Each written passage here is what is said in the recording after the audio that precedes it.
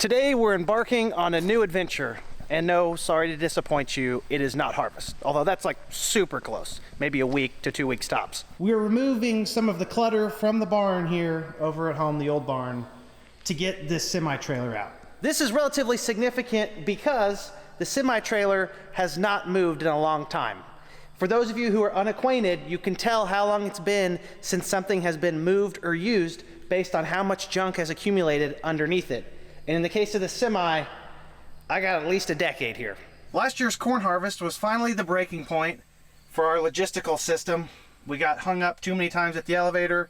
We normally only license 3 grain trucks total.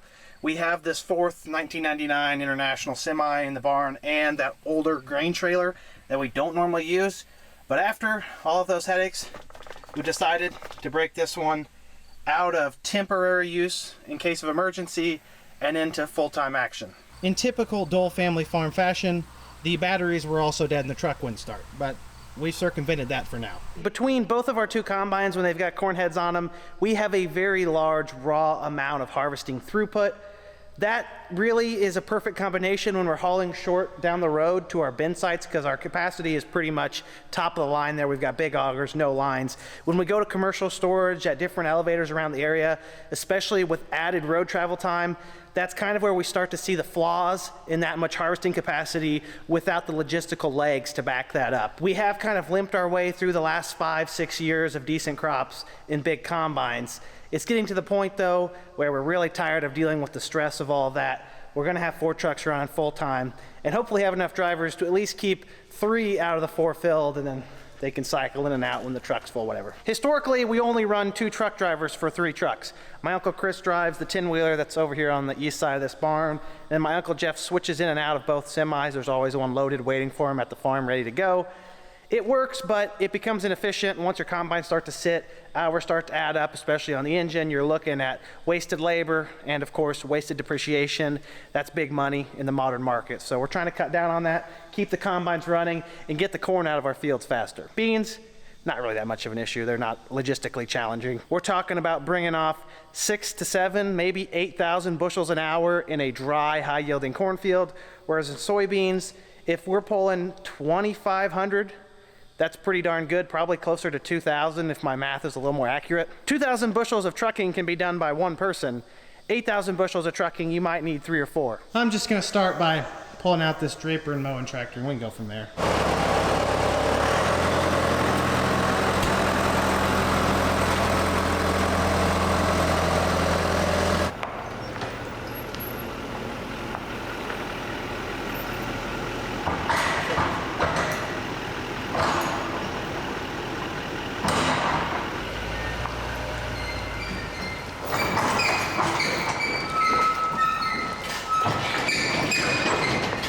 This is one of those times where it'd be really nice to have one of those skid steers with the power brush on the front, just to like brush this all up pretty quickly. Pretend you don't see a broom right there. I'm a lazy millennial, we don't do that. Who would have thought mowers bring a lot of grass home with them? A tale as old as time. Need to move our death drums. That seems easier said than done. Figured it out. Work smarter, not harder. It's unnecessarily loud. Careful, we don't want to back into our high-dollar sprayer.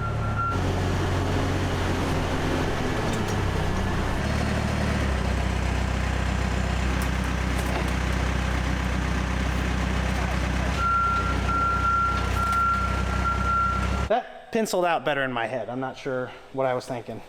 I moved it a couple inches and I spilt 1/4 gallon of DEF. Progress, I guess. The flattish low tire on the back right of the backhoe is not helping my efforts. A dead battery and a low tire. That's like the blackjack of farming. But when the dealer gets a blackjack, not you, because it doesn't help us at all. For the record, this does work if you have a second person. I'm just too stubborn to ask Chris or Jeff to come help because they're over power washing. And I'd rather struggle at this alone than have to hold a power washer or wax a semi-truck. That's the lesson today. Do whatever you can to avoid doing the things you don't want to do. All right, I'm just going to start sifting through junk.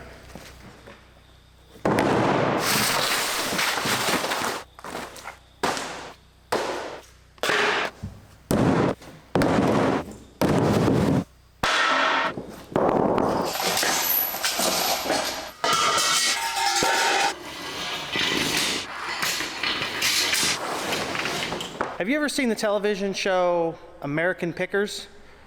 This episode's kind of like that show, except for all of the stuff we have is just junk. Quite literally, 95% of it's junk. Smashed corn head snouts that were removed, most likely because Katie ran them into the ground. She is usually the culprit of that. Old seed bags, part of an old shiver system, a torn and ruined draper belt, and 6 or 7 cutter bars. The big boss is here. Things are really gonna start moving. The difference between him being the lead of a project and me being the lead on a project is that he has the seniority here to break things without question, and the checkbook to back up any errors that he may make. Now, I could have just rammed that 55-gallon drum of DEF right onto that bucket, and it might have worked, or it could have punctured a hole in the side and we lost a couple $100 worth of unicorn farts to clean our diesel fuel. Whatever, should speed us up. One of these days we'll patch this slow tire leak on the backhoe. Just not today. I could see a case being made for keeping some of this stuff, like an extra used cutter bar or two could help you in a pinch. A worn out combine belt, a completely ruined draper belt, definitely worthless. A shiver system off of a broken bin, don't know about that one. All right, we're gonna try moving this DEF again, but with the loader. It's got a flat bucket as opposed to a ripped one.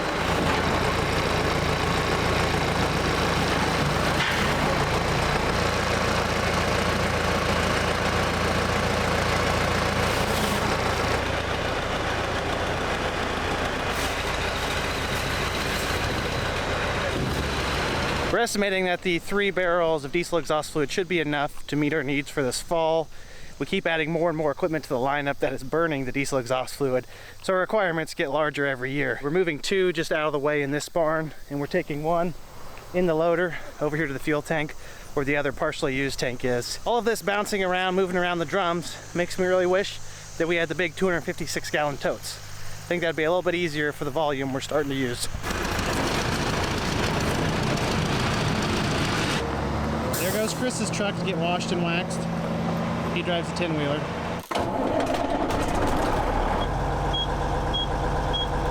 Okay, back to the main event. Hooking up the trailer.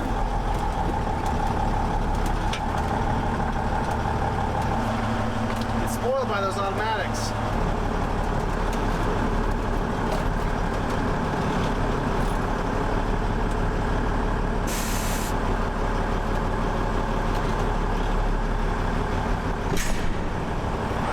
Place to be if you don't like spiders.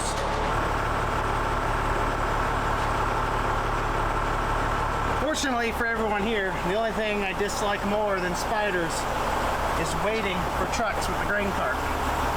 So we're going to drag this thing out.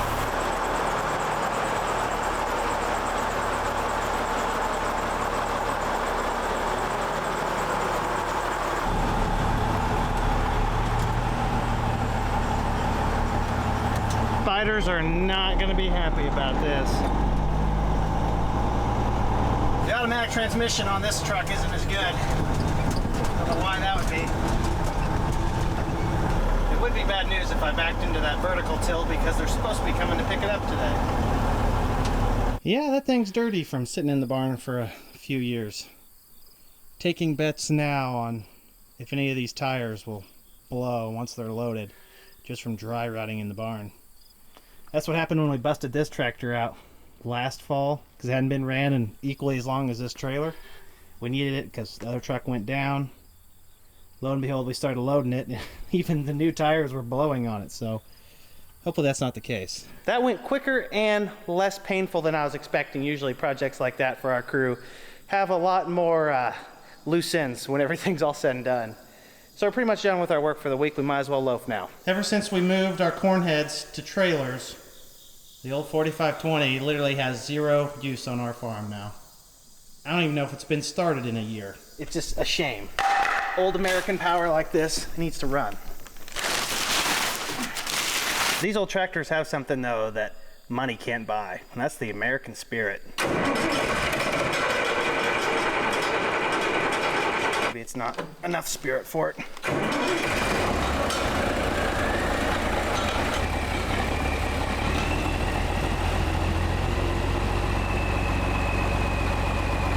Now this is a completely different era of farming than where we're in today.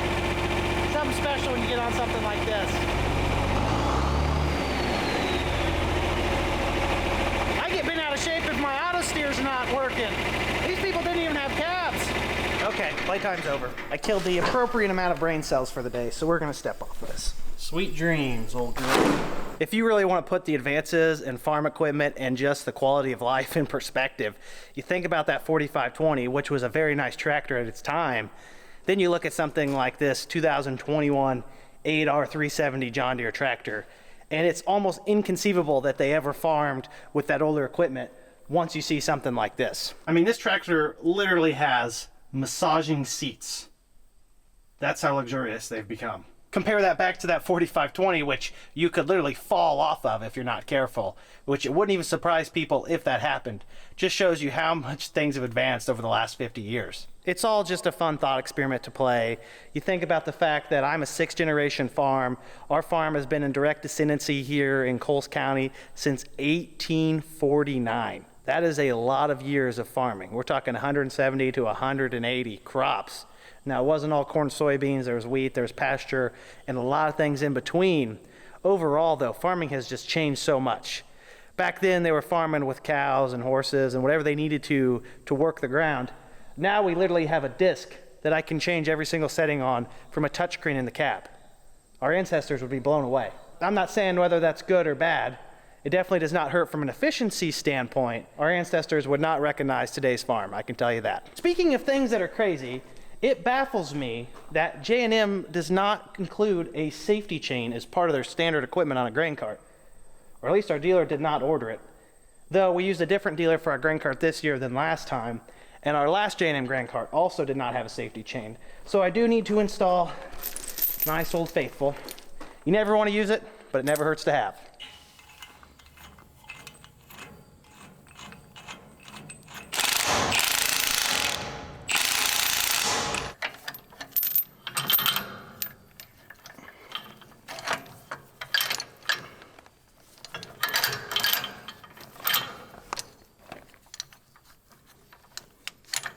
There you go, folks. There's your safety. Don't know if we should take this bottom part of the strap off on the hitch or not. We did on our last one. I don't know that it's really going to cause any issues there because I did get it pinned. I'd appreciate some insight in the comments on that one. If anyone has an expert opinion on whether or not you should unbolt this hammer strap or whatever you want to call it, let me know. Can't talk about the final preparations for the grain cart without mentioning my patent pending emergency shovel holder. It needs a bungee cord on there to hold it down. Not that we ever make a mess that justifies the use of a shovel, or at least not the grain cart operator. It is handy though to have one right here. Because that was in fact a lie, we do use that shovel more than I'd like to admit. Not me in the grain cart, but mostly the two combine operators get a little haywire every now and then. Happens when you stare at corn all day. Every now and then, get a little dizzy, make a little mess. We are quite literally on the shortest part of the short list for harvest preparations. You can hear Jeff in the background power washing all those spiders off of that grain trailer into oblivion. Or at least I hope they're going somewhere nice and hot. Other trucks are ready to go. Got to do a little inspections, get them safety tested, get them waxed up looking nice because they are going to be running pretty hard here in another week to 10 days. We spent the earlier part of this week locking up all the grain bins, bolting the doors shut, killing some insects on the inside. That way when go time does strike, all we got to do is pull up the augers, double check everything, and we'll be ready to load. Seems like with harvest, everything just comes at once. You wait and you wait, like right now, it seems so far away. Then you finally take a combine to the field, cut some beans or pick some corn, and then you blink your eyes, and next thing you know, every single farm that you have is ready to be harvested. Everything hits the fan at once, it's go time, and you really appreciate having all of these little things done and ready to go without any effort. For reference, today is the 14th of September. We're actually at the tail end of the day. I'm hearing more and more reports of local farmers picking higher moisture corn. A lot of it is in that 20 to 25% range. ADM in Decatur, which is about 40 miles away from here, is pretty much the kingpin of local delivery for wet corn. They offer some very aggressive premiums for early harvested crops. There are a lot of local farmers who like to take advantage of those very friendly harvesting programs, get their combines calibrated, kinks worked out, pick corn, get some stuff out of the ground. That way, if the fall turns out wet or we get busy cutting beans, they don't necessarily have to worry about getting their ground covered before conditions turn for the worse. That's not what we do. We've never really been about that. I've mentioned multiple times, we don't dry a lot of corn. We rely on Mother Nature to bring that moisture down, but I'm not going to knock anyone who does that. A lot of those programs, especially at ADM and Decatur, are very friendly and advantageous if that's the route you want to go. You can see though that our corn here around the main farm is starting to dry down a little bit. Still a pretty impressive amount of green left in the plants for the second week of September.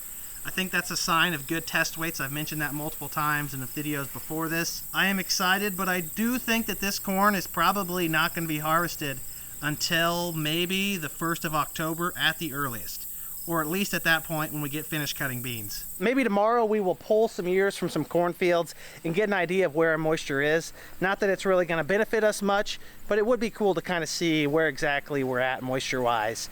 It is kind of the end of the day already. Been all morning working on a few odds and ends project, and there was also a local bank having a farmland sale in person, which is the first in-person farm sale that I've been to in probably 3 years at least. The last one I went to was prior to the whole COVID mess, and it was nice to see it open back up. Land prices, I think, have softened a tiny bit, actually. I thought they were going to hold higher, but I would say that interest rates are starting to take their toll on the market. You've got buyers maybe not getting the rates they'd like to see, making buying some of this farmland not as competitive. And even people with large amounts of cash to spend are kind of looking at the writing on the wall and maybe speculating that the markets aren't as strong as they were 6 months ago, and they might pull off the gas a little bit. The farm in particular that I watched auction off this morning was just southwest of Mattoon, so probably 7 miles to the northeast of here. It was 140 PI ground. PI is short for Productivity Index, which is the scale that Illinois' state uses for rating their farmland. It's not quite as straightforward as maybe the CSR2 that Iowa uses, just for the simple fact that it's not out of 100, it's out of 144. So a farm being a 140 out of 144 is darn near a perfect score. It'd be like a 98 or a 99 out of 100 on a 100-point scale. So very good ground, maybe a little wet in spots, but the buyers just weren't really there, only 2 bidders. 12.5 on 106 total, 96 tillable, so 10% of the farm wasn't even workable or farmable because of tree lines that could be circumvented if someone wanted to take a track hoe out there. The way I like to see it is to focus on the meat of the sale, and that is the actual tillable acres. So if you take the 12.5 price, $12,500 per acre, and you times that by 10% to get the actual true cost per tillable acre, you're looking at about $13,700 or $13,800 per acre, which is still a pretty healthy price. Keep in mind though that there are areas in Illinois and Iowa where if the farm is desirable enough or the right bidders are at the auction, it could hit $20,000 per acre, which is absolutely ridiculous to think about. I, for one, cannot fault an investor at all, whether it be a farmer or someone with some money to put into land, for wanting to have that asset in their portfolio, just for the simple fact that although farming isn't the flashiest thing in the world, the land isn't the coolest thing, it doesn't pop out on paper when you're looking at a balance sheet, it does hold its value tremendously well, especially compared to other asset classes. Even residential real estate isn't as strong in a long-term picture as agriculture. With the continued talks of interest rates being raised, possibility of us being in a recession already or heading into a deeper recession than what a lot of people would like to see, farmland does look pretty on paper when you're looking for a great place to store your money. And those of us who have been in the business long enough just happen to have an asset that is very worthwhile for a lot of different reasons. Obviously, no one on this earth knows what exactly is going to happen in the future, but I can guarantee you that people will always need food, and they don't make farmland every day. We almost had a major disaster. Got home from work yesterday, felt around in my pocket, and realized that I still had the valve stem cap for the backhoe. Losing the valve stem cap is darn near a fireable offense. You just don't come back from something like that, at least not here. We left the C8R corn head pulled out of the barn just for the simple fact that it's awkward and takes up an unnecessary amount of space. We're gonna run it down the road to our open storage shed. This is a load for this old Sierra 1500 when the grass is wet. We still have not oiled the chain on these corn heads, which needs to be done before we pick anything. I'm not really too worried about that right now because I'm 100% certain that we're gonna be cutting beans before we do anything. Those Asgrow 35 XF1s are getting close. Look at those beans. Count down the days, that's for sure. We're all lined up at the barn ready to back in. Gonna be right next to the other corn head. The bad news of the situation is that I don't have anyone here to help and spot for me. The good news is that the only other valuable thing in here is the other corn head. So as long as we don't hit that, we're good. Of course, the birds have already made themselves at home, marking their territory on this corn head.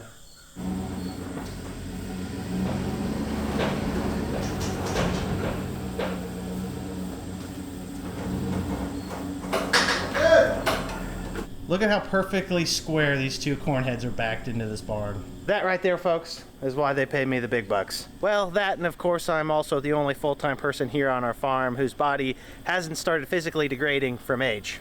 So I do have that going for me. The true silver lining of fall that many people do not look at is not actually harvesting your crop. It's being done mowing all your stupid roadsides. Look at how low we have this set to mow right now. Obviously the wings are folded up, but that is how close to the ground this thing will cut. I am pretty certain, though, that once these start spinning, the centrifugal force actually does raise the blades up, so they won't cut quite that low. They're just kind of in a lazy position right now. These things were brand new at the beginning of the season. Now they look like they've spent the entire year cutting through apple orchards. No edge left, and there's chunks missing of the blade. That's all right, I still wouldn't put my finger in there when it's spinning.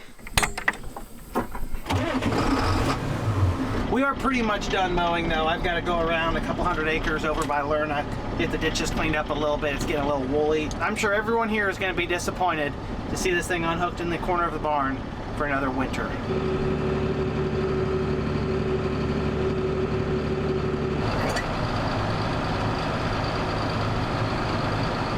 This is my favorite type of road. Brand new pavement.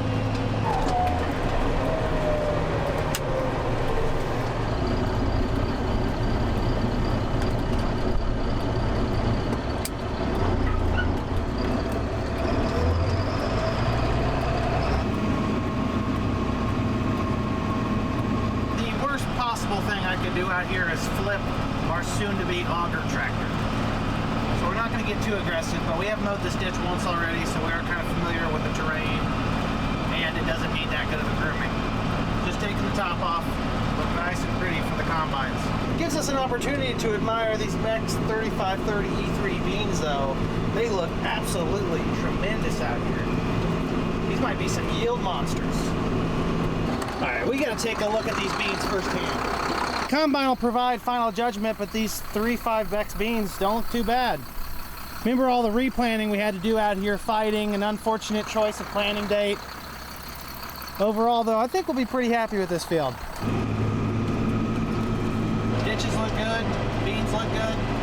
Next time we'll be over here, we'll have a draper and a combine. No worries, everyone, we're back on the home turf. I would say that's pretty much it for mowing roadsides for the year, or at least I hope so. Out in one of our early planted fields of Asgrow 40 XF1 XtendFlex soybeans, we've had a spot that I've been keeping an eye on that looked rather peculiar, especially compared to the rest of the field. This band through here sticks out like a sore thumb to the point where you can see it a mile to the north up at Dad's house, that brick house right there. And I was trying to figure out, what is this? Of course, the obvious answer dawned on me when I recalled my planting progress path this spring.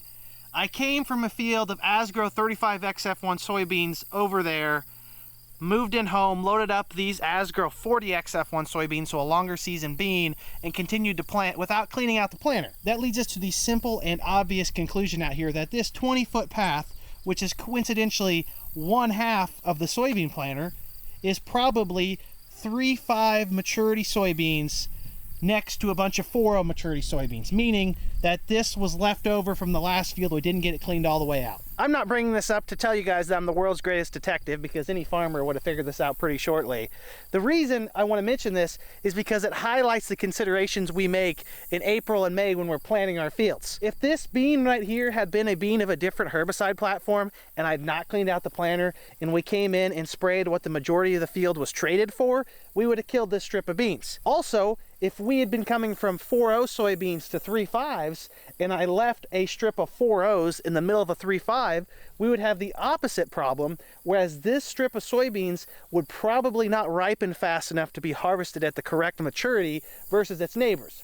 Now, since we were coming from that 3.5 or the shorter season maturity soybean that we know is going to reach harvestability quicker into 4.0s, we didn't really have to worry about that. And of course, we knew we had the same herbicide technology, which are all things we're accounting for in the spring. I do think this offers a very good physical representation of what we were thinking 4 to 5 months ago and why we have to be very careful with how we move our seed varieties around to different farms and how we have to be extremely vigilant of what is in the planter. I am a man of my word, so let's take some moisture tests on some ears. There's no doubt about it, our corn is drying down. Find a good spot to stop. Only thing it has going for it is that the ears have not dropped. I've grabbed 3 different hybrids with the same planting date: 113-day Pioneer corn, 115-day DeKalb corn, and 116-day Channel corn. So we have 1 Corteva hybrid and 2 Bayer hybrids. We're gonna see what this moisture is. Fortunately for us, we have a friend and a neighbor with one of those fancy elevator grade moisture checkers. Big shout out to Carl. Thanks for letting us use your stuff. No farmer in good health turns down an opportunity to drive around and look at other people's corn. That's just what we do. I know the few seconds of suspense was probably just eating you all alive, but don't worry, the results are in. This is the 116-day Channel Bio corn. It came in at 25.9% moisture with a wet test weight of 54.3 pounds per bushel. Calculate that down to dry. At 15%, that should be somewhere from 61 to 64 pounds per bushel, which is a healthy test weight. The 113-day Pioneer, planted the same day, April 23rd, came in at 25.1% moisture with a wet test weight of 52.2 pounds per bushel. That comes out dry from roughly 59 to 61 pounds per bushel. That's still a good dry test weight, hoping to see in the lower 60s though, if possible. Last, and certainly not the most impressive ear of the bunch, is the 114-day DeKalb corn. It came in at 26.7% moisture with a wet test weight of 51.9 pounds per bushel. Calculated down to dry, that's about 60 to 62 pounds per bushel, give or take. It's not really fair to directly compare ears just because it's such a random sample. On the left here, you've got the Pioneer 113-day, DeKalb 114-day, and Channel 116-day corn right there. This is definitely going to be the heaviest. The DeKalb is in the middle. The Pioneer looks to be lighter. It has them all beat in kernel count though. This is the field that came in at about 235 pounds per bushel based on our estimations. This was the corn that was about 205, if I recall correctly. We did not yield check this Channel. However, I do believe it will probably be somewhere in the middle of these two. I knew there was a reason we spent all that money on this fancy John Deere vertical tillage device as a test stand for corn ears. One thing we need to keep in mind is that hand-shelled and machine-tested corn is usually actually a couple points wetter than what that result shows you, or at least that's what I've always been told. Add a point or two to that result, so we're looking at anywhere from 26 to 28, maybe 29% corn once it runs through the combine. For our operation, that's not even close enough to consider drying. Some people would definitely give it a green light if they're willing to pay the money to dry, have a fancy drying system, or have some kind of wet corn contracts to work with. We don't have those, so we are going to be relying on Mother Nature and the short and moderate term forecast to dry this corn a little bit down. Not that it's going to matter, because we're going to have plenty of time for it to dry while we start cutting beans. For those of you who are completely unfamiliar with what I'm talking about when I mention the moisture of our grain and why that's so important, moisture is a component of almost everything in this world. There is some portion of H2O within that which adds extra weight. We like weight as farmers because weight is what we're paid on. However, end users, processors, all of that bunch want the starches, carbohydrates, whatever the individual ingredients are within that kernel of corn that they are looking for, not water. Now, I haven't seen their top secret economics, but I'm willing to bet that there are much cheaper ways to get water than through kernels of corn that were grown out on a farm. That's why dry corn is always standardized to 15% moisture. It's shrunk down to account for all of that excess weight in water. So even if we harvest it at 28%, we are going to both have to pay to dry it down to 15%. We will have to have the corn shrank to adjust for the extra weight because of that moisture. So there is a ratio, usually people say about 1.4% shrink per percent of moisture to bring wet bushels to dry bushels. In order to avoid being ripped off by all of the extra weight through moisture, shrinking is how they normalize those bushels down. They dry them and they shrink them. Some farmers do see a benefit to harvesting their corn wet, drying it down themselves. They think somewhere in the smoke and mirrors of that equation and process that there is money to be made. I'm not going to argue that. I think whatever fits your operation is the choice you should go with, and I do think that there is some possibility of profitability in that regard. However, we do not have the capabilities on our farm to harvest wet corn, nor do we really want to, nor do we want to invest the money. Moral of the story here is that we're looking at about another 3 weeks before the corn is really dry enough for us to want to harvest it on our operation.